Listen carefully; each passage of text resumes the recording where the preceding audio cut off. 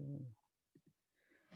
Okay, so good afternoon, everyone. Welcome to day four um, of Succeed in 2021. Um, so we started on the 31st of December. That was a personal session. So I put some questions on Instagram for people to go through and review personally. And those of you who have the planner have 12 questions that you could have used on your planner. And then we started day one. In day one, we were looking at becoming goals, planning goals. We were looking at decade planning, looking at 10 years ahead. And then yesterday, our second um, day or day three, we were looking at projects, how to um, actualize your goals by turning them into projects. Many times people make goals, but they don't know how to turn those goals into reality. And the key is to turn them into projects. And we talked yesterday about how to do that. And then today we're going to look at time management. Okay. So time management and scheduling for success. Goals don't just happen. Things that we want to achieve, they don't just happen. They must be implemented daily. Um, it's one thing to write down great goals. You can write down smart goals. Yesterday we spoke about smart goals. Um, and you can have fantastic plans on paper. You can even have a fantastic vision board that you look at daily. But if you don't find a system for implementing those goals, you'll find that you're not really making the kind of progress that you would like. So how do you find time to implement the goals that you have put in place? And the key is all about knowing how to budget and use your time. And I think the word budget is a very, very important word because time is a limited and finite resource. We don't have, if we could choose the amount of hours we could have in a day, I think sometimes if I had 48 hours a day, I still might not be able to do all the things that I want to do in that day. But unfortunately or fortunately, depending on how you look at it, we can't change the amount of hours we have each day. And it's one thing that we all have in common, whether you're Mark Zuckerberg or Oprah Winfrey or Barack Obama or the Prime Minister of the UK, whether you're Boris, we all have, that's one thing we all have in common. We only have 24 hours. But those are people that are doing hugely successful things. And they have the same amount of hours as us. So it's not about how many hours we have, it's how we're using the time that we have. And just like you budget money, you have to budget your time. Just like you cannot spend your money on everything that you want, you cannot spend your time on everything that you want. You have to budget your time and think about what is my priority, and what deserves my time. You know, I don't know if you're like me, in the sale, I buy lots of things and then I end up taking about three-quarters of them back. Because after I've gotten them home and tried them on, then I look at my pocket and I look at the item, I realize that the item in my pocket doesn't match. And that's a wonderful thing with shopping, is that whatever you buy, you can take it back. And sometimes I do that because I like to try things on at home. I know that I'm not going to keep a lot of the stuff that I buy. But with time, you don't have that option. You don't have the time to say, oh, well, I wasted my time on this, I want it back. You don't get the time that you squandered on whatever, Netflix, gisting with friends on the phone or whatever. You don't get to return that time to the shop and say, give me back my time. Okay, so important to know that time is limited and that time must be budgeted and used appropriately. Um, and that time, like money, is spent. It's a very important commodity. Some people say it's the most important commodity in the world. Not money, because you can use time to get money, right? And then, so it's important this year and in every year to use your time to move you towards your goals. The reasons why a year ends and we're no better off than we were before is that we didn't budget our time or use our time in a way that moved us towards our goals. My husband has a saying, and something that I see him practice every day. He says, make every day pay tribute to your goals. You must make every day pay tribute to your goals. So whatever it is that you've set yourself to achieve in 2021, there has to be a portion of your day or a portion of your week, at least, if it's not something you can do daily, that is paying tribute to that goal, so that at the end of the year, there can be a reward for the investment of time that you have made towards that goal. So, what is the key? The key for success in 2020 and in every year is time management. You have to manage your time. You have to use your time wisely and appropriately. This is where the rubber meets the road. As I've said before, start setting good goals is not enough. You can set fantastic goals, but you must have a system to manage your time so that those goals can be implemented. And the key is having an effective time management system. And you must invest in a time management system. Ladies, we're no longer, little girls in school or college where somebody set a timetable for us, at the beginning of the year, your academic year, they'll give you your calendar, they'll give you your diary, and they have your lessons in them, and they've set how you use your time, in that year for you. But we are beyond that now. We're adults, we're running our own lives, we set our own agenda. And I'm always amazed how many grown women I meet who do not have a diary. It never fails to amaze me. So if you are on this broadcast and you don't have a diary, and many of you know that I ask this question every January when I do a women's seminar, right? And I was asking this question before I started a planner system. So I'm not asking you this question because I have a planner to buy you, to sell you. Of course, I would love you to buy my planning system, but you don't have to buy my planning system. There are lots of great planning systems, Filofax, Collins, and there are lots of, independent planner designers now. So there's lots for you to choose from. Kiki K. But for you to be a grown woman without a planner, without an agenda, is a travesty. So you must invest in one. And um, I know that there are lots of electronic systems now.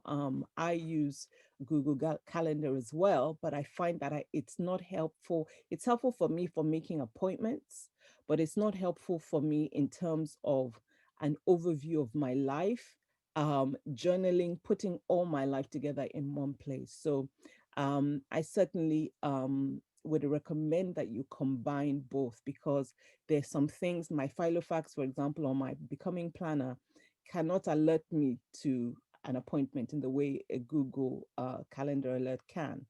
But also there's some journaling aspects, reviewing aspects that Google Calendar cannot do for me. So for ladies, I would really encourage you to combine both. Okay, so let's look at how the world was created, because I think this is important for us as ladies looking to make the most of our time. And I think that there's a lot actually that we can learn from the creation story in the book of Genesis. So God is a scheduler.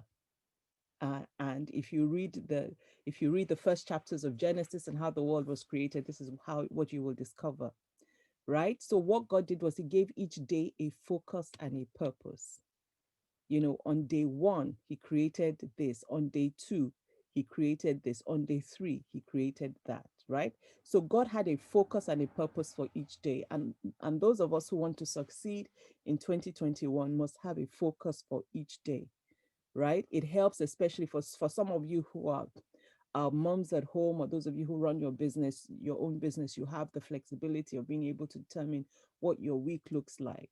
So what that means is you might have a specific day of the week that you're doing something. You might have a specific day of the week, for example, that you focus on marketing your business. You might focus on processing, on another day, processing purchases. You may focus on your accounting and financing on another day. So you actually have the liberty to focus and direct your day. For those of you who work a job, who perhaps do not have that kind of flexibility in terms of what or how you use your day, there is still a lot of control you have in terms of how you use your leisure time. And it's important that we give each day a focus and a purpose.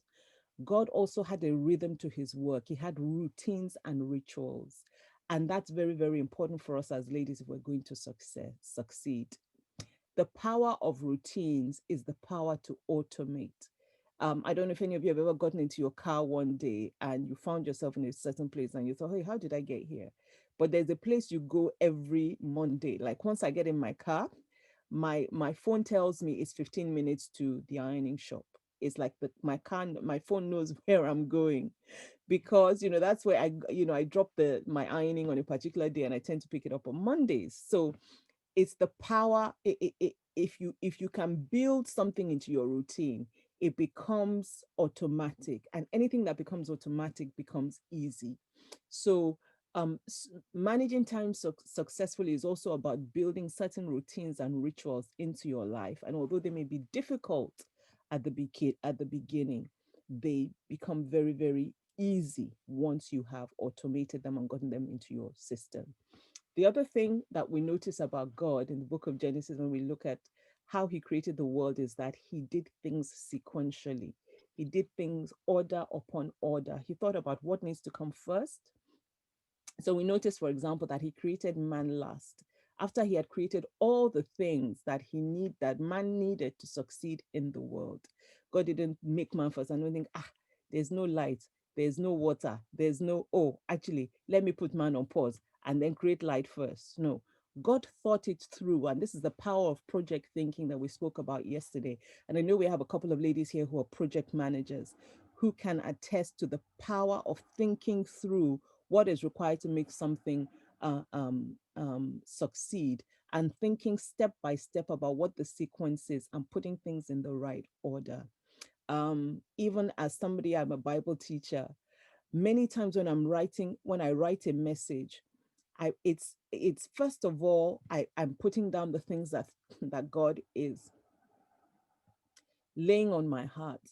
But I know I still have to sequence the message. The message has to be, the Bible says, line upon line. It has to be communicated in a way that there is a foundation for the people to understand, first of all, the basic thing I'm saying. And then I'm going to add layers upon it so that the fullness of what God has to say is communicated. So in order for you to be effective in anything that you're doing, you have to think about what is the proper order for this, to be done.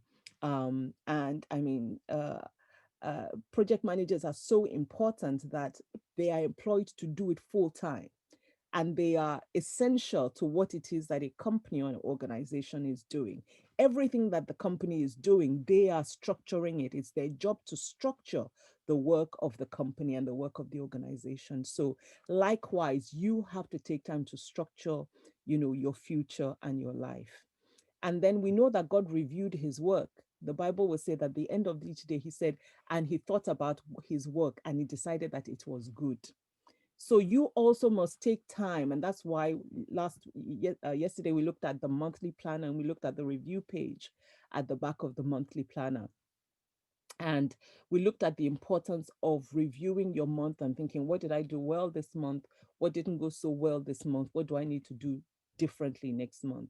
So you're always taking time to review yourself so that you can improve on your performance.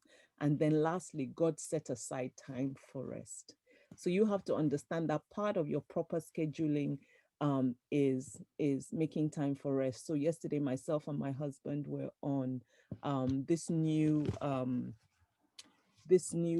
social media app called Clubhouse, and um, people were talking about, we're asking people to talk about their year, what did they learn in 2020, and a lot of people were talking about mental health challenges that they had in 2020, struggles that they had in 2020, and it just occurred to me that we cannot take uh, our bodies are machines. They need nutrition, they need rest, they need exercise. And if you don't look after yourself, you don't fuel yourself to be effective, in the long run, in the long term. And so when you're scheduling, you also need to schedule time to maintain you, so that you are present and able to fulfill the goals and the projects that you have set for 2021. There's no point you going full steam ahead, in January, February, March, and breaking down in April, and having to take quarter two out to recover. It's much better for you to build in rest and recuperation regularly during your week, so that you continue to remain tip top for what it is that you're trying to do. So we know in day one, God created light. In day two, He created heaven. Day three, vegetation. Day four, sun, moon, and stars. Day five, sea and birds. Day six, animals and humans. Right? So we see God didn't bring the humans in day one. If you and I were making the world, we probably have put them in day one, right? But God thought about all the things that they needed first before He brought man on onto the world into the world. And then in day seven, God rested. Wow, that's pretty deep for me, because if God needs rest, you and I certainly need rest. For many of us think we are God and that we can exist without rest, especially those of us who, we work, we have a job, we have a side hustle, we have children, we have in-law issues, then we put MBA on top of it. Sometimes I look at some women and I'm like, man, you need wings because you're actually a superhuman. So um learning from God, learning from how He scheduled, is a very, very powerful exercise. So if you're going to be effective, you have to plan your time and you have to plan your life. Okay, so plan your year, plan your month, plan your week, and plan your day. So I'm going to look at planning your year through the monthly planner that we looked at yesterday. If you remember, I said for those of you who have the planner, you have 12 of these. So they come at the beginning of each month, right? Let me see if I can show you a real life one.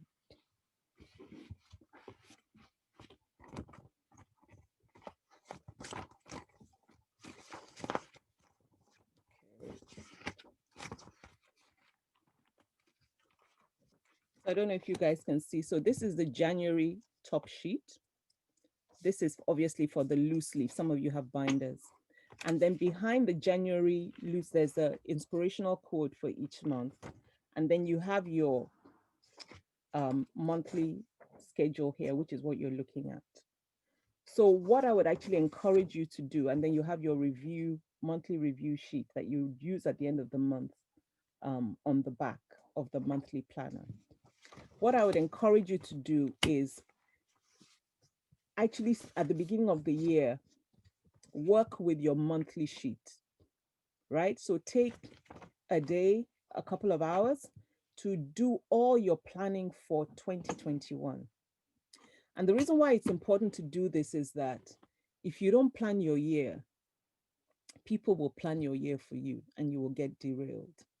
So already I have speaking invitations for 2021. I've not responded to them. I've not responded to them because my primary duty is not to other churches or ministries. My primary duty is to the Liberty Church and myself. So before I take any other external engagements, I need to look at what is in the church calendar.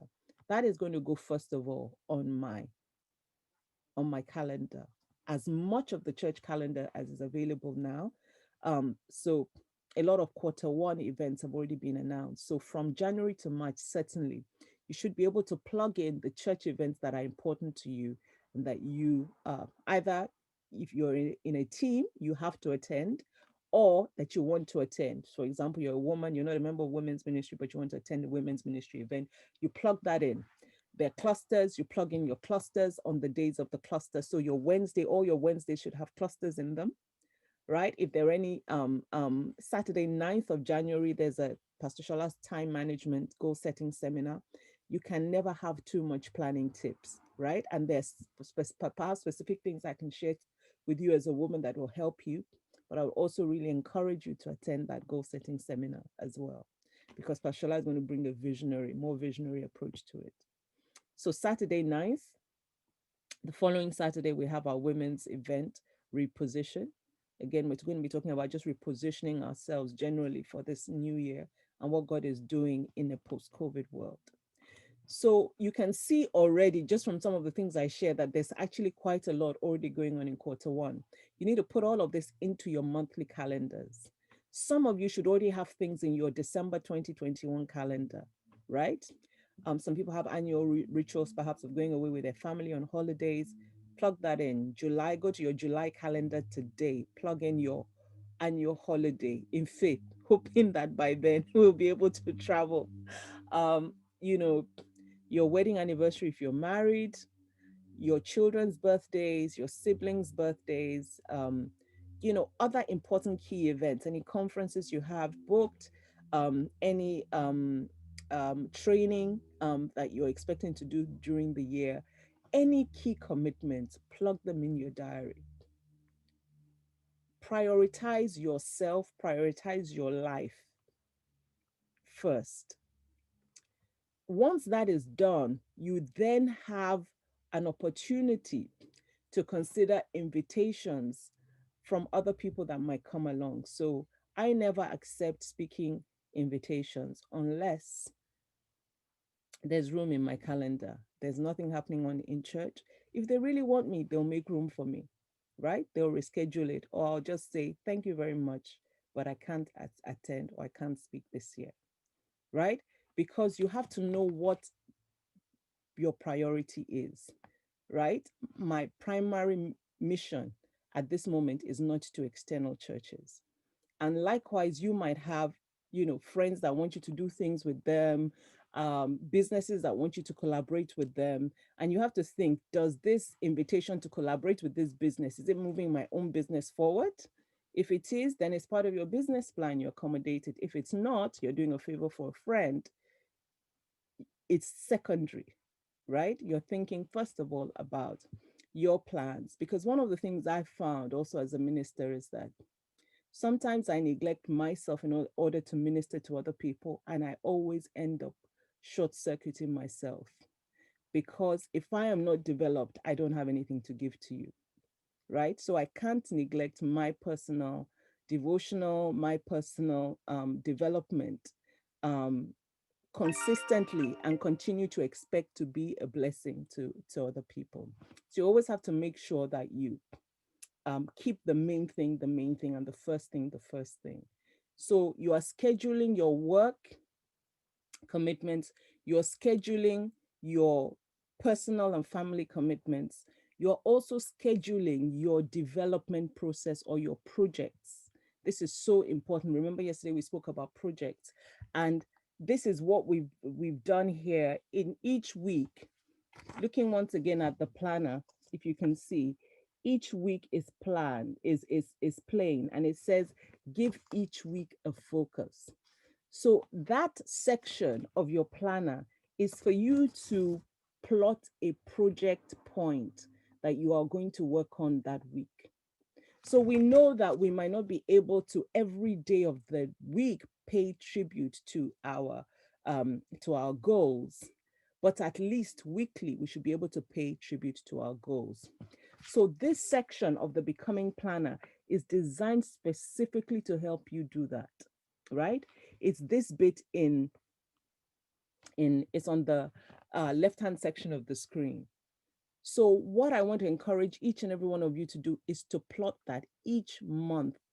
Think about at least one activity you're going to do each week towards your project. You might want to focus on a project a quarter, or you might want to do um, several projects running concurrently and maybe work on one project. So let's say if you have 4 projects running at the same time, you might want to do one activity each week on 4 different projects. So week 1, I'm doing something on project 1. Week 2, I'm doing something on project 2. Week 3, I'm doing something on project 3. And week 4, I'm doing something on project 4, right? Or I might say, I have 4 projects, 4 main projects I want to achieve this year. I'm going to focus on a project per quarter. So first quarter, January to March, I'm just going to focus on project 1, and I'm going to do something on it each week and hope to have made enough traction by end of March to be near completion on that. And then quarter 2, I'm going to pick up another project and I'm going to focus on it that way, right? So you have to look at your projects and look at what system, works best for you. There might be some projects you can achieve in a quarter, and by all means do that. But there might be some projects that require all of the year for you to work on, and you're going to have to stretch it through the year. But the beauty of the monthly pages is that it helps you to plot what you're going to do each week towards your goal. Okay. Now let's look at your week, right? Because your week and your monthly and your yearly plan is an overview of your year. But your weekly planner is essential because that is where the work gets done. That is where the work gets done on the weekly and daily basis. So there are many planning systems. I'm obviously going to be talking to you about my planning system. And I designed my planning system because I couldn't find a planner system that worked for me as a woman. So one of the things that makes the Becoming Planner unique is that it has a 4-row system.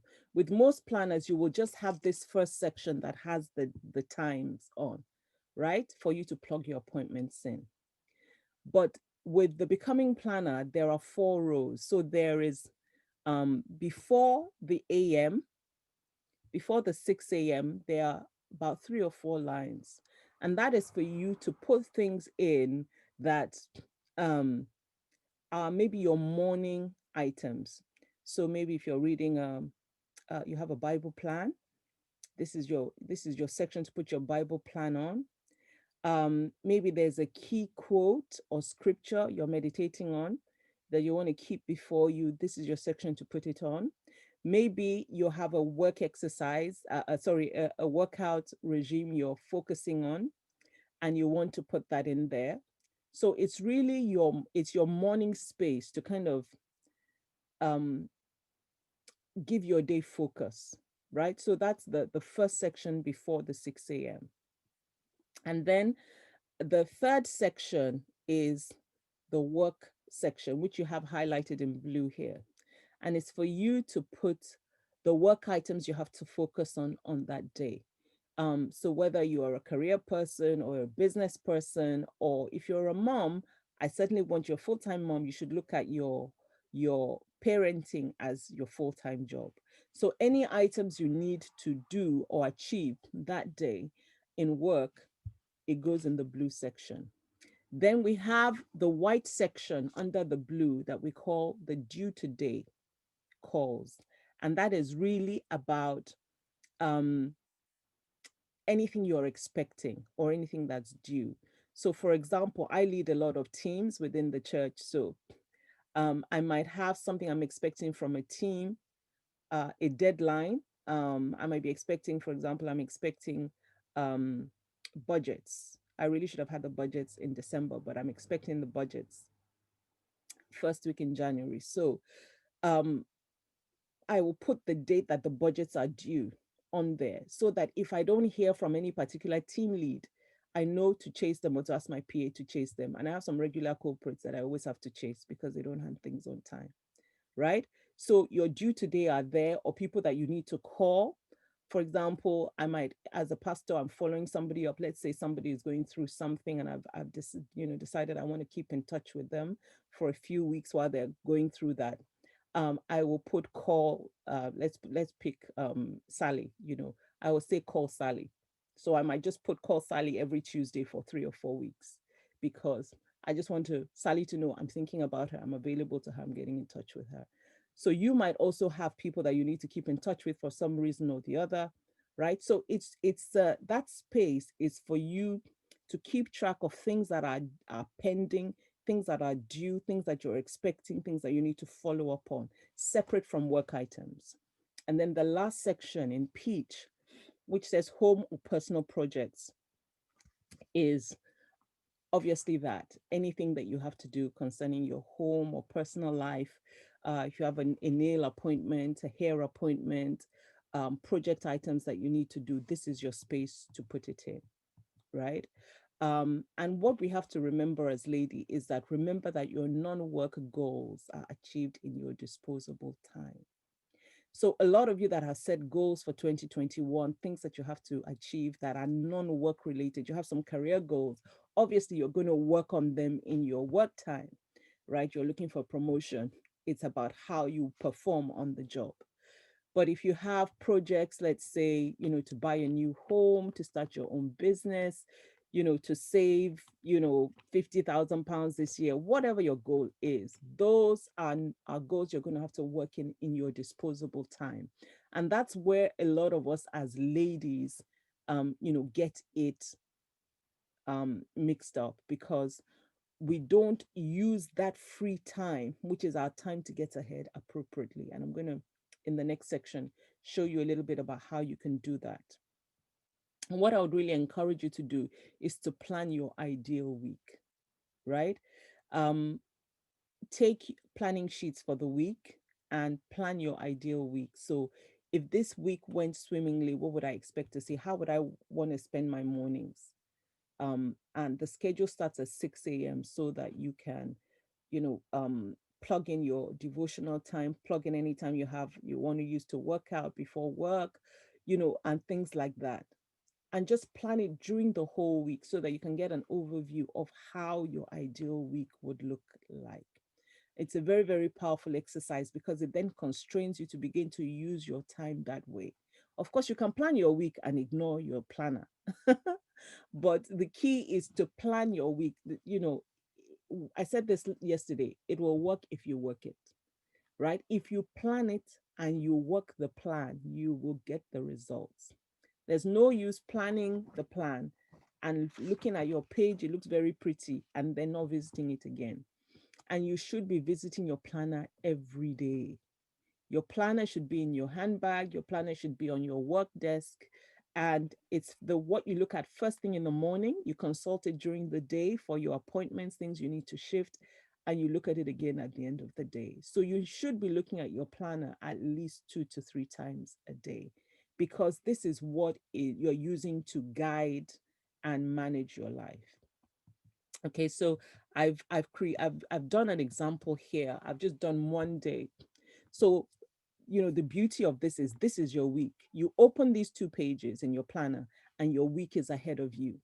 So let's say on Sunday evening, before the week, you're looking at your monthly planner and you're putting anything that is in your monthly planner for that week onto this sheet. So if you've got a special birthday coming up, you will put that in the personal projects, if a family member or something, you'll put it, on there to remember to call the person or send them a text or whatever on the day.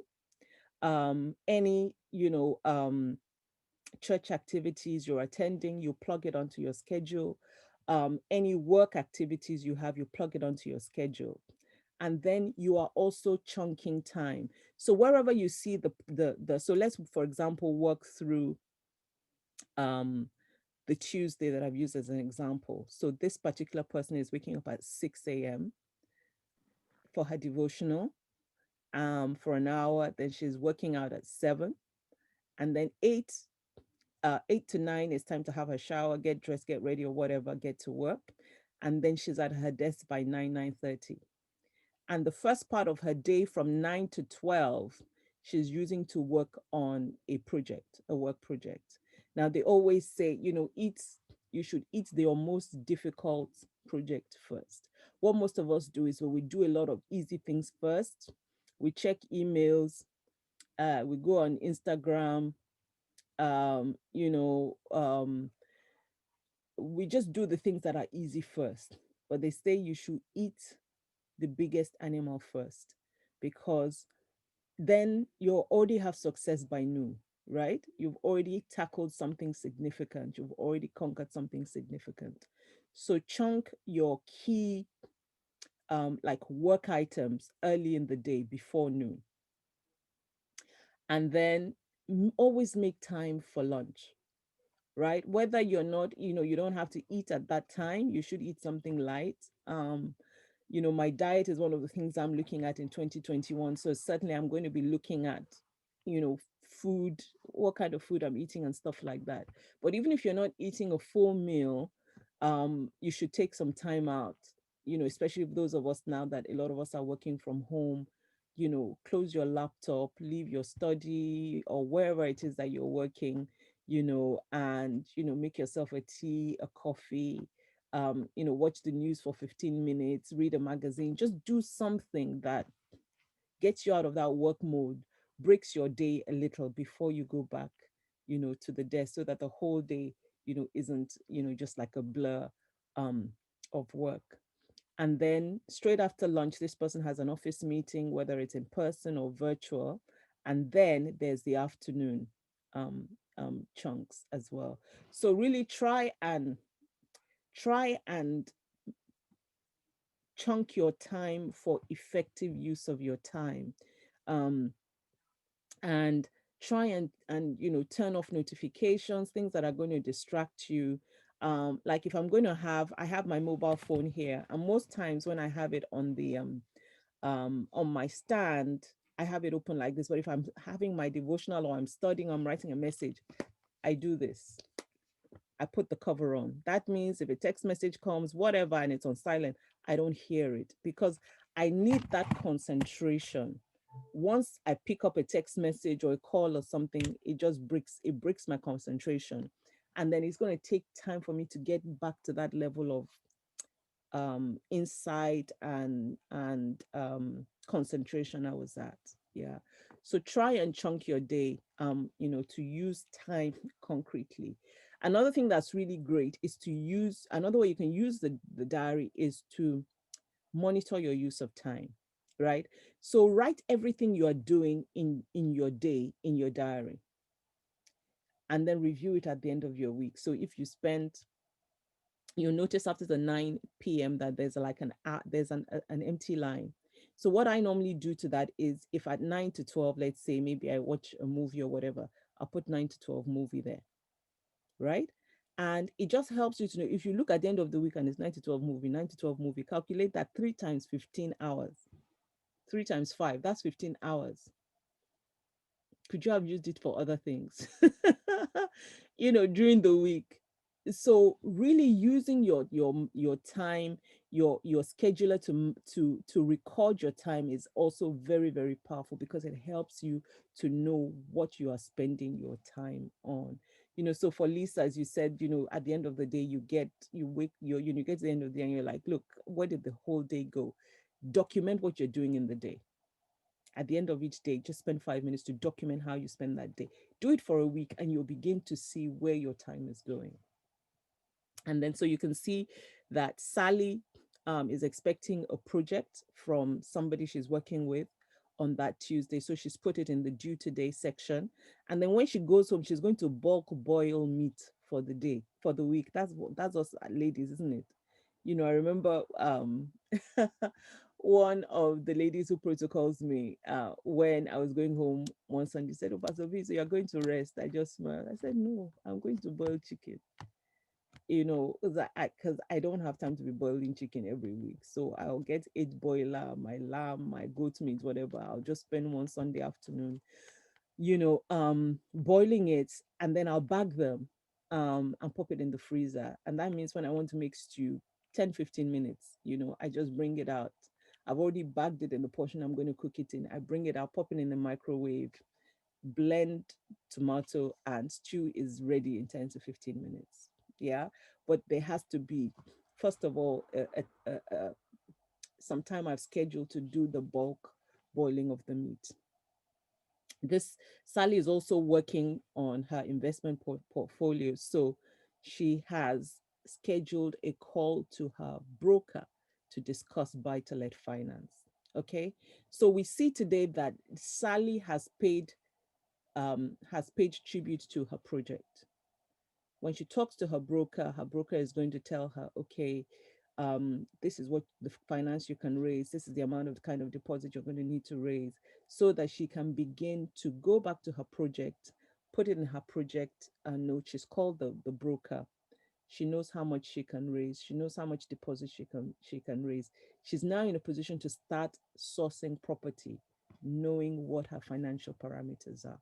Okay, so this is just an example. I hope you can see the whole screen, but the beauty, of and some people use daily planners. So they have a page per sheet. So Monday will have one of these sheets, Tuesday will have one of these sheets. um For me, I find it um I don't like it because I like to see my week in 2 pages. And that's why I've structured and designed the planner this way. But there are planners for some people who feel they need more space. Some people like to journal daily on their planner. You can actually get some planning systems that have a day per page. So you put all your schedule and everything on the day, and then you also have a section maybe to journal, to reflect, to review your day. So, you know, if you prefer that, by all means research and look into, because there are lots of great planners, on the market. Um, so that's pretty much it today in terms of what we have scheduled.